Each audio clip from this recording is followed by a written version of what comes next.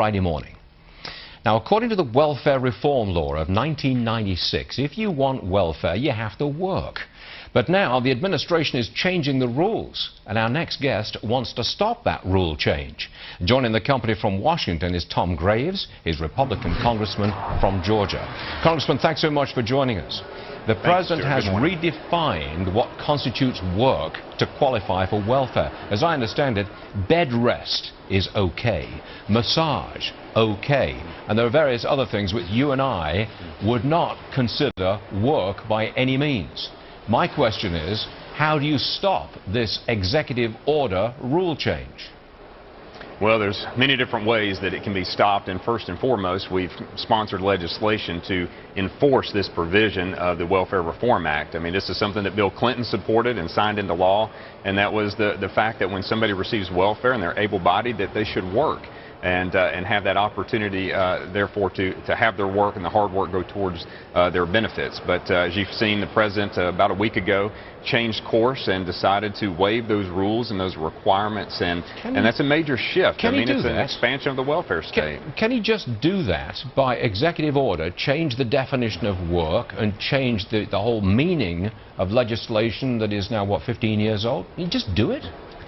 You know, he's been doing this over and over again. I mean, he's done this with the Defense of Marriage Act, saying, in his opinion, it's unconstitutional. They're not going to defend it. He's done it with the illegal immigration laws of this nation, saying, hey, there's provisions that they're not going to enforce, and now this is another example of it. So it's time and time again, and ultimately, at the end of the day, I mean, he's become this imperial president that is imposing his ideas, and when he can't get it through Congress, he decides to do it through edict of some sort, whether it's executive order or something else. So it's time to put a stop to that. What's the effect of this change of the rules? Will it simply extend welfare payments, cash welfare, to a large number of people, or just a lot of extra time? How does it affect people? It does a lot of different things. It's really amazing what he's done. Is it expands the welfare state. It creates more dependency on the government and removes the requirement to work in order to receive welfare. And I go back to Ronald Reagan, who years ago, he said, we should measure the success of welfare by those who leave the welfare rolls, not by adding to the welfare rolls.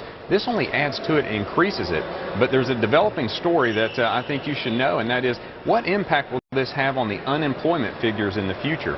And it looks like there may be a connection that if you move people from unemployment to TANF benefits who are not seeking work, you could improve the unemployment number based on the calculation. So a developing story there as to what is the reason behind this. But ultimately it's creating dependency on government. Congressman, we'll follow that because that is a very interesting angle. Congressman Tom Graves, Republican, Georgia, thanks for joining us, sir. Appreciate it. Thank you. Thank you. All right, everybody. Dow's down 80.